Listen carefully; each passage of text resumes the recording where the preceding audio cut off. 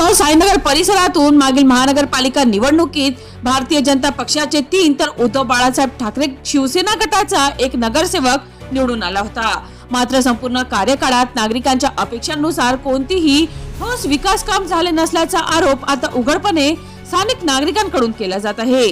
रस्त्यांची दुरावस्था, अपुरा पाणी पुरवठा, अस्वच्छता, ड्रेनेजची समस्या तसेच विद्युत व्यवस्थेतील त्रुटी या मूलभूत प्रश्नांकडे नगरसेवकांनी सातत्याने दुर्लक्ष केल्याची भावना सध्या साईनगर मध्ये तीव्र झाली आहे।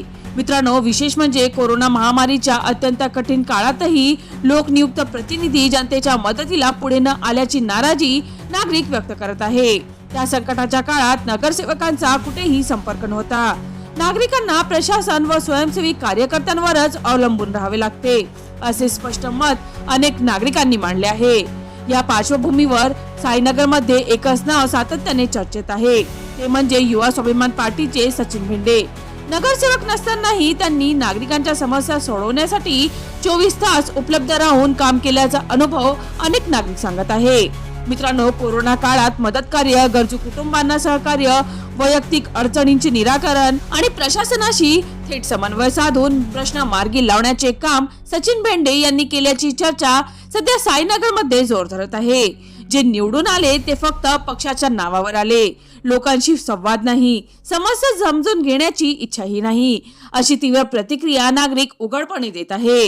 मित्रांनो, यामुळे भाजपच्या 3ही विद्यमान नगरसेवकांविरोधात प्रचंड असंतोष निर्माण झाला असून त्यांच्या कार्यकाळाबाबत नागरिक नाराज असल्याचे स्पष्टपणे दिसून येत आहे। येत्या 2026च्या महानगरपालिका निवडणुकीत या असंतोषाचा मोठा फटका भाजपला बसू शकतो, असा अंदाज राजकीय जाणकार व्यक्त करत आहे।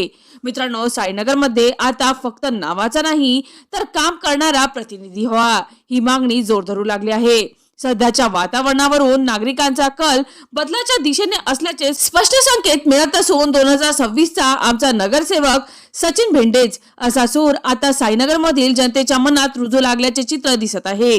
त्यामुळे आगामी निवडणूक साईनगरसाठी निर्णायक ठरणार असल्याचे स्पष्ट झाले आहे। चला तर मित्रांनो, पुन्हा भेटूया नवीन बातमीसह। तोपर्यंत पाहत रहा अमरावती सिटी न्यूज।